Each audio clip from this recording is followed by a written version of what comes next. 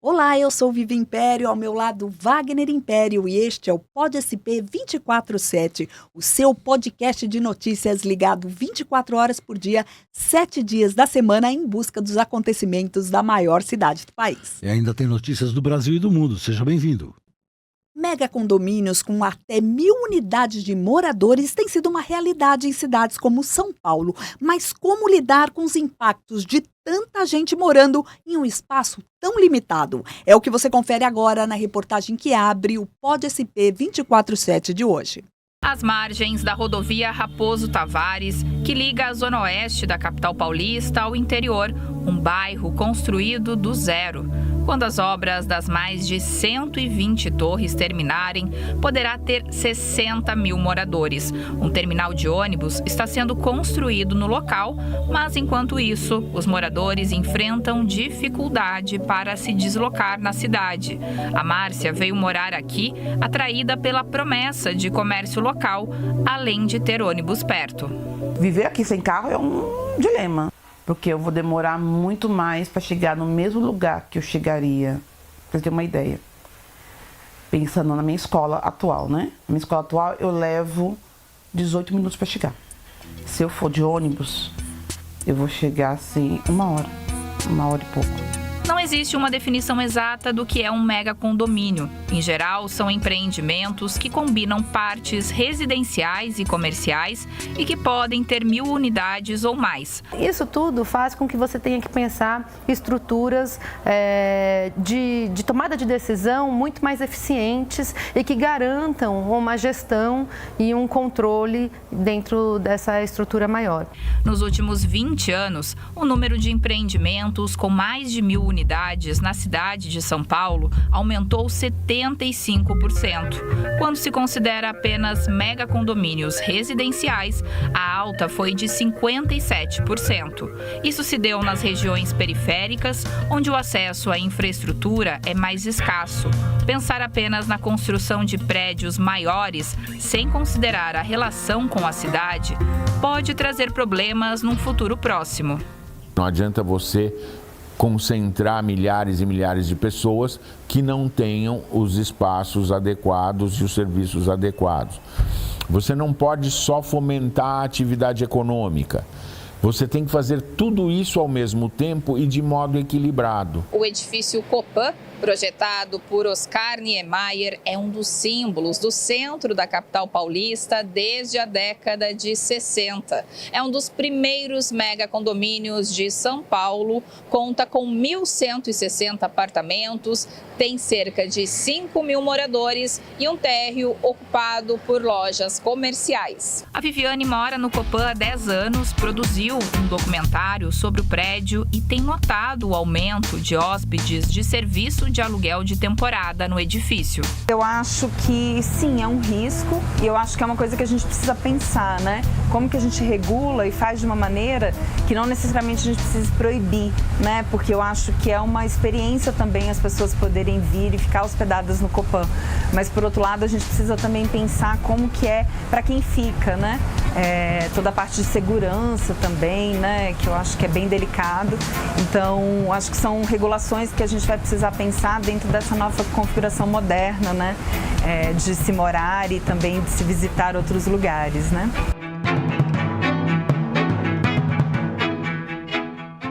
Olha só essa notícia. A Sociedade Brasileira de Cardiologia classificou que a pressão, que antes era normal, que era 12/8, agora é sinal de pré-hipertensão.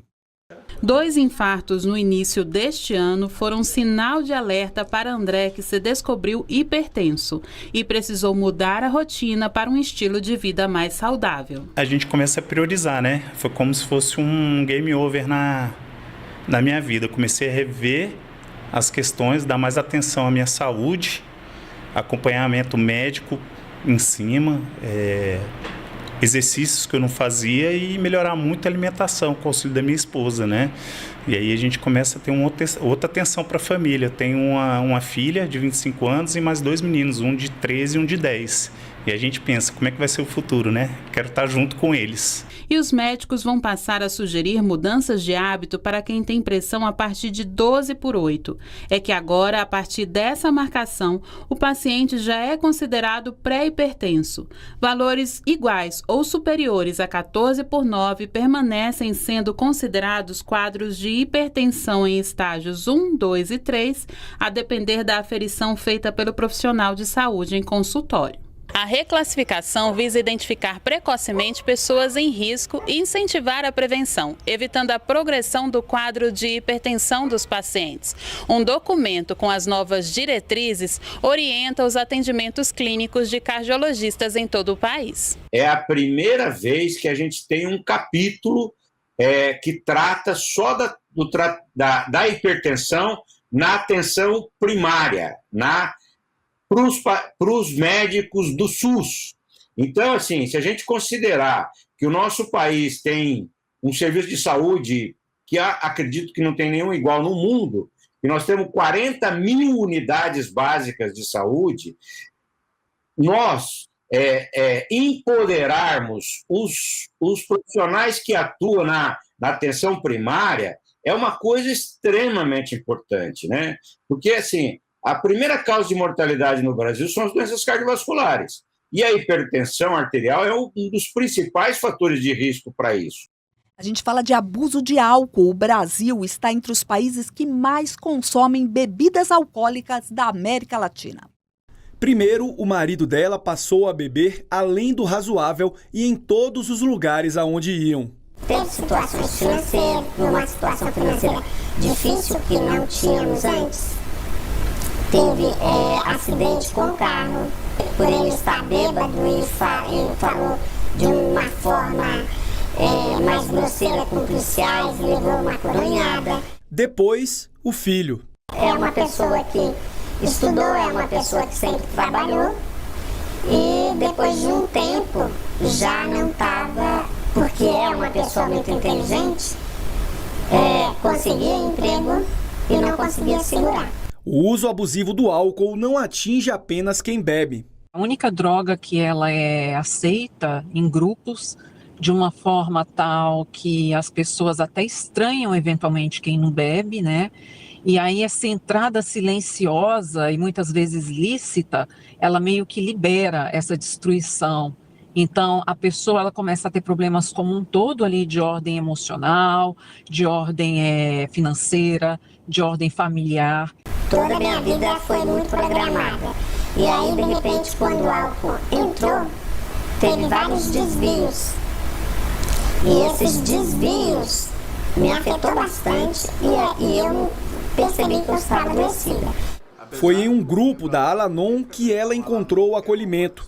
A entidade atua há 60 anos no Brasil, oferecendo apoio a familiares e amigos de pessoas com dependência alcoólica. Ela encontra uma literatura onde vai haver esse compartilhar de informações, onde ela vai ver a experiência de outras pessoas e o principal, ela vai encontrar uma sala de reunião, seja ela de forma física, ou seja, uma reunião online, uma reunião eletrônica. Ela vai poder encontrar essa sala e compartilhar a sua experiência com outros familiares e amigos de alcoólicos. No Brasil, 2 pessoas morrem a cada hora por causas relacionadas ao álcool. Em 2021, quase 3% da população registrou algum transtorno devido a esse consumo. Só no SUS foram 400 mil atendimentos de saúde mental, 12% a mais do que no ano anterior. Quem sofre com alergias precisa ficar mais atento agora na primavera. Veja por quê. As crises de rinite da Beatriz demoram de 1 a 2 semanas para passar. Ela conta que fica como se estivesse gripada. Senti coriza, meus olhos ficaram lacrimejando e a minha garganta fechada. E os atendimentos por sintomas relacionados a problemas respiratórios tendem a aumentar nessa época do ano.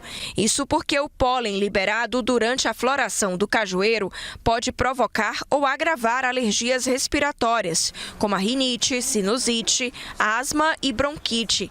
A rinite é a mais comum. A rinite é um quadro inflamatório da mucosa do nariz, que é uma reação exagerada que ocorre quando algumas partículas de pus poeira ou pólen, né, entram em contato com a mucosa respiratória.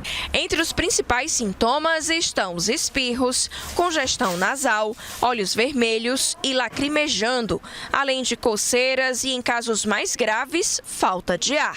Para evitar complicações, é necessário manter o corpo sempre bem hidratado, higienizar o nariz com soro, manter as mãos sempre limpas e os ambientes, evitando exposição a poeira, fumaça e também evitar se automedicar. Caso o paciente apresente um quadro febril, prostração ou ainda dor, é necessário procurar um especialista. E o destaque agora é um campeonato de foguetes. Alunos do Instituto Federal de Goiás conquistaram o título nacional. 3, 2, 1, lançar! Foguete no ar, sucesso a céu aberto, recompensa de meses de esforço, horas de estudo e planejamento, além de inúmeros testes práticos para garantir a melhor performance em competições. 2, 1, lançar! E não importa se a competição é nacional ou local, esse time de jovens goianos faz questão de mostrar criatividade, inovação e qualidade técnica. O resultado está aqui, ó, uma coleção de troféus e também medalhas de ouro, prata e bronze. 1, 2, 3, Trindade! O último título de campeão nacional foi em agosto deste ano, no Rio de Janeiro. As equipes do Instituto Federal Goiano Campus Trindade fizeram bonito na jornada de foguetes, uma disputa contra mais de 90 times de todo o país. É muito gratificante, né? Porque a gente se esforça muito, a gente estuda muito e a gente pesquisa para poder conseguir chegar no topo, né? Com apoio e supervisão de professores de diferentes áreas do conhecimento, a garotada vira protagonista na popularização da ciência. É uma experiência muito gratificante sair do meu estado, representar a minha escola a nível nacional. Eu sei que é uma experiência muito gratificante, eu tento incentivar esses estudantes a fazerem, porque é bom às vezes sair do básico e ir para o extraordinário. A iniciativa de preparar os estudantes deixou de ser uma oficina em sala de aula para ser um processo seletivo preparatório com direito à disputa entre equipes. O número de alunos que participam é muito maior do que do início do projeto. Alguns alunos já vêm para o Instituto, né? Por causa do projeto, conhece o Instituto por causa do projeto. Então, já é uma tradição, né, da instituição nesse projeto e nessas competições de foguete. 1, 2, 3, Trindade! O Pod SP segue mostrando que o desemprego no Brasil atingiu a menor taxa histórica. Aos 21 anos, a Ana Luísa trabalha como atendente nesta casa de waffle em Brasília. Ela conta que conquistou o emprego de carteira assinada em julho, depois de prestar serviço como temporária. É uma estabilidade, né? Você sabe que realmente no final do mês ou no início do outro mês você vai receber o seu salário. E mudou completamente. Antes eu ficava em dúvida como é que eu ia pagar minhas contas, como é que ia ficar as coisas, e agora tá ótimo. Segundo a Janine, que é dona e idealizadora da lanchonete temática, a contratação da Ana Luísa só foi possível graças ao maior movimento de clientes neste ano. E ela não pretende parar por aí. Minha intenção é o quê? Fazer realmente com que a casa ganhe autoridade no cenário gastronômico de Brasília e poder voltar a funcionar todo dia. A intenção nossa é realmente ampliar o horário, trazer novos colaboradores. E não é só a Janine que está expandindo o negócio. Setores como o comércio, administração pública e saúde têm contratado mais pessoas. Com isso, a taxa de desemprego no Brasil recuou para 5,6% no trimestre encerrado em julho deste ano. Esse é o menor nível da série histórica do IBGE, iniciada em 2012. A queda na taxa de desemprego já havia sido recorde no segundo trimestre de 2025, alcançando 5,8%. Pelas redes sociais, o presidente Lula comemorou as sucessivas quedas na desocupação. Segundo ele, os dados mostram um Brasil mais forte. A pesquisa mostra ainda que a população ocupada, que são aquelas pessoas que estão trabalhando formal ou informalmente, chegou ao recorde de 102,4 milhões de pessoas em julho. Desse total, o número de empregados com carteira assinada no setor privado também foi o mais alto já registrado, somando mais de 39 milhões. Isso, combinado com a estabilidade, com a variação marginal muito pequena dos trabalhadores informais, promoveu uma redução da taxa de informalidade no mercado de trabalho brasileiro. E o destaque agora é o programa Acredita no Primeiro Passo, voltado às pessoas inscritas no CadÚnico. Lançado no ano passado, o Acredita no Primeiro Passo é voltado para a inclusão socioeconômica de inscritos no Cadastro Único do Governo Federal, que reúne famílias de baixa renda e em situação de vulnerabilidade social. O programa atua em 3 eixos: emprego, que articula com empresas parceiras, oportunidades com treinamento e possibilidade de crescimento. Qualificação profissional, que é a oferta de cursos gratuitos, presenciais e online, voltados às demandas regionais e a setores com maior empregabilidade. E empreendedorismo, apoio a pequenos negócios com microcrédito, capacitação em gestão e assistência técnica e incentivo à formalização. Em quase um ano, o programa do Ministério do Desenvolvimento e Assistência Social, Família e Combate à Fome já impactou milhares de pessoas em todo o país.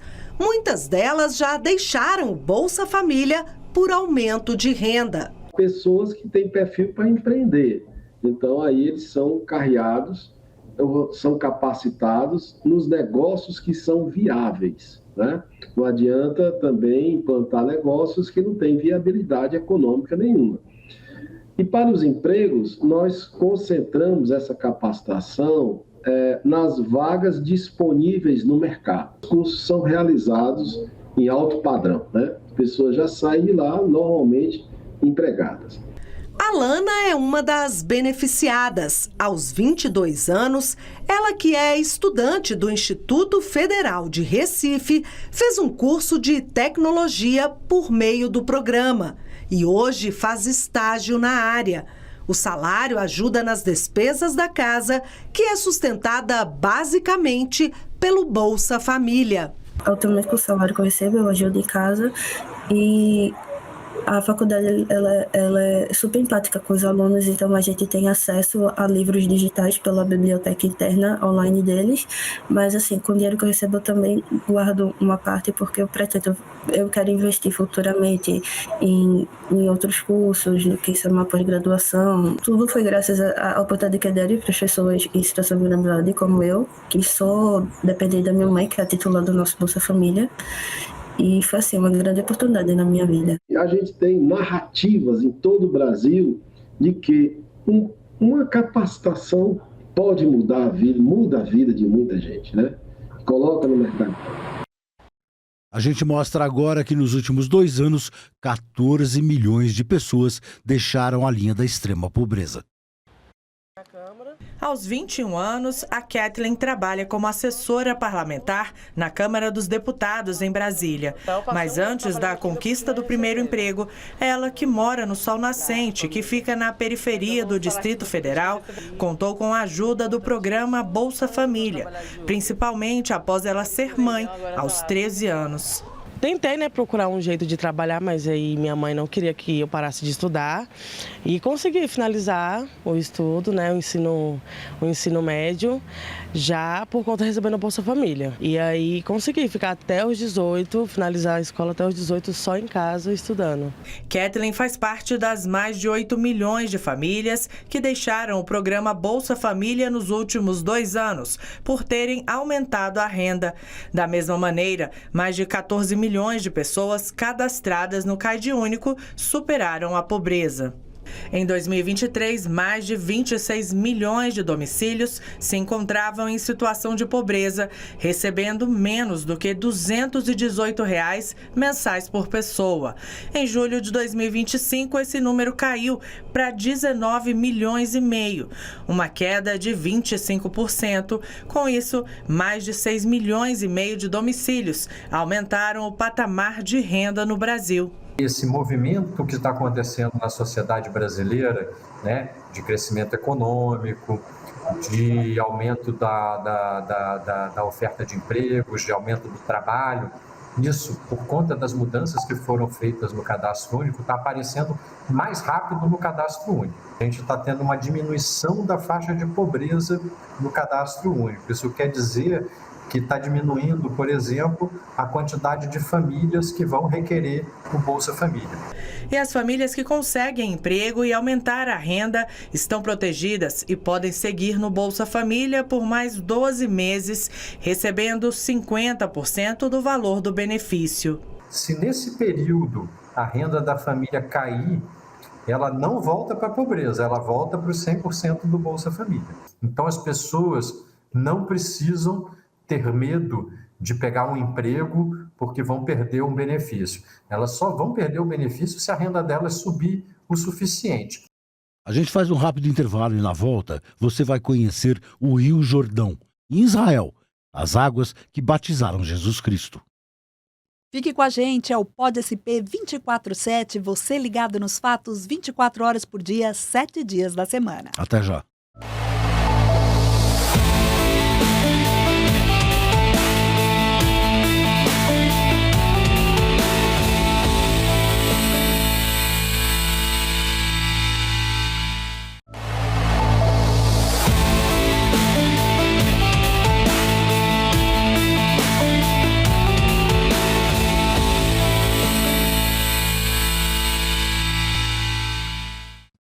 Pod SP 24/7 está de volta com um convite. Venha com a gente conhecer o Rio Jordão. As águas que batizaram Jesus têm importância histórica e religiosa em Israel, tanto para o cristianismo quanto para o judaísmo. Um local sagrado que atrai fiéis de todo mundo que se banham nas águas e repetem o ritual de fé e batismo realizado por João Batista. Acompanhe a reportagem.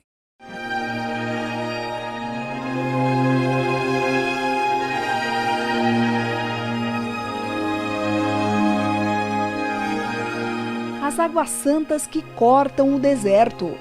O Rio Jordão nasce na Jordânia e corta Israel ao leste do país. Forma o Mar da Galileia e o Mar Morto.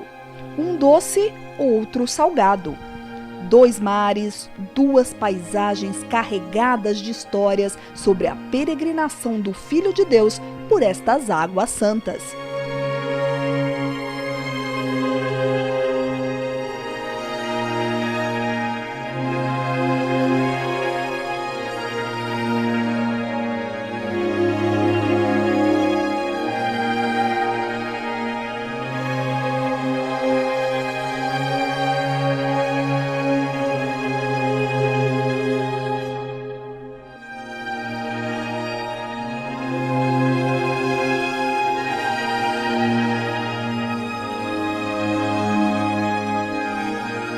O Rio Jordão se tornou um dos mais famosos do mundo depois que João Batista batizou Jesus neste rio. Mesmo já tendo feito peregrinações e pregações, Cristo não havia sido batizado. Mas quando chegou ao Jordão, João Batista, que era um crente de Deus, já sabia que o profeta viria para receber o batismo. Quando João Batista batizou Jesus, contam os evangelhos que as nuvens no céu se abriram e uma voz veio do alto e dizia: "Você é o meu filho mais amado." Até hoje, quase 2000 anos depois, peregrinos do mundo todo vêm até aqui para receber destas águas as bênçãos do ritual de batismo a que Jesus também foi submetido.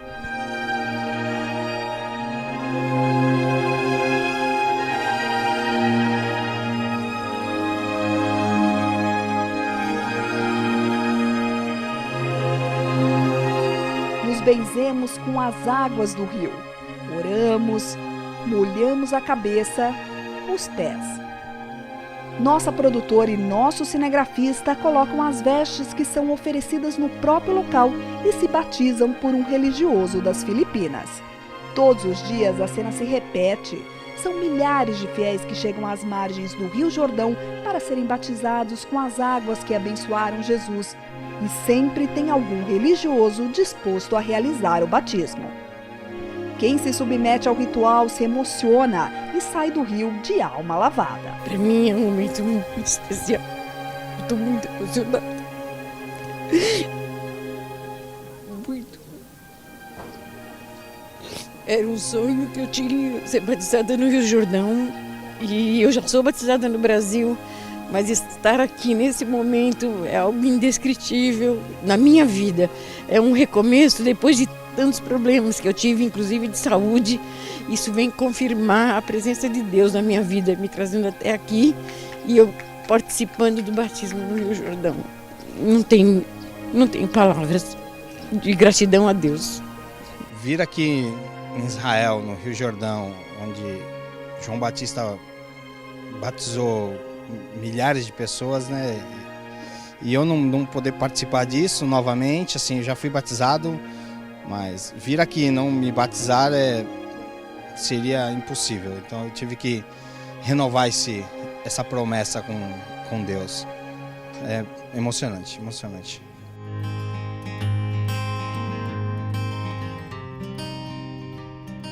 Cada um de nós recebe um certificado de batismo no Rio Jordão.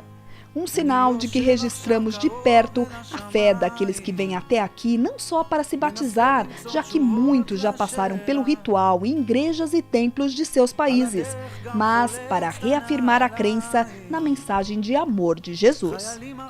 Depois de tanta emoção, a dica é repor as energias com um almoço oferecido ali mesmo, em um restaurante às margens do Rio Jordão, que permite a experiência de recriar uma refeição dos tempos bíblicos.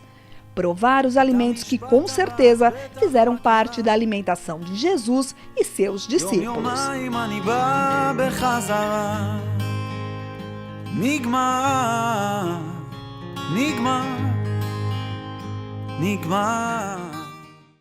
O destaque agora é o turismo. O Brasil ultrapassou a Argentina e agora é o 5º país mais visitado das Américas. Foram mais de 6,5 milhões de turistas só até agosto deste ano.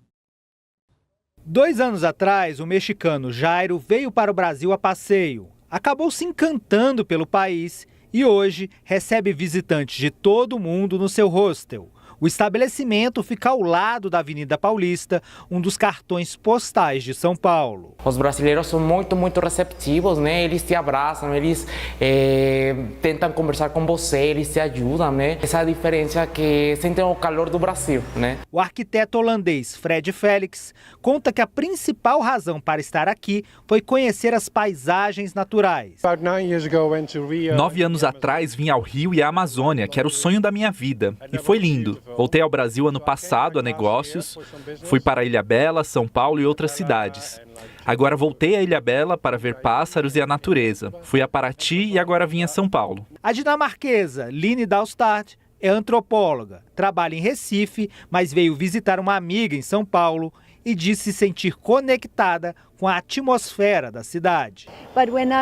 Quando estou em São Paulo, eu sou uma turista, porque eu venho para ver uma amiga, ver pessoas da universidade e para ver o MASP, por exemplo, me encontrar com pessoas e pela atmosfera. Eu gosto da atmosfera de São Paulo. O Museu de Arte de São Paulo é um dos principais atrativos da capital paulista, conhecida pelos espaços culturais e pela diversidade de bares e restaurantes. Entre janeiro e agosto deste ano, a cidade recebeu 1.800.000 turistas estrangeiros. Ao todo, o Brasil já recebeu neste ano quase 7 milhões de turistas. Os argentinos, os chilenos e os norte-americanos são os que mais visitam o país. O que a gente quer é esse bom momento virar uma política pública permanente para ser uma tendência. Esse ano nós vamos passar dos 7 milhões, número nunca atingido antes, e vamos chegar muito perto dos 9 milhões. O que a gente quer é que isso se repita a cada ano para que o Brasil seja o país do turismo.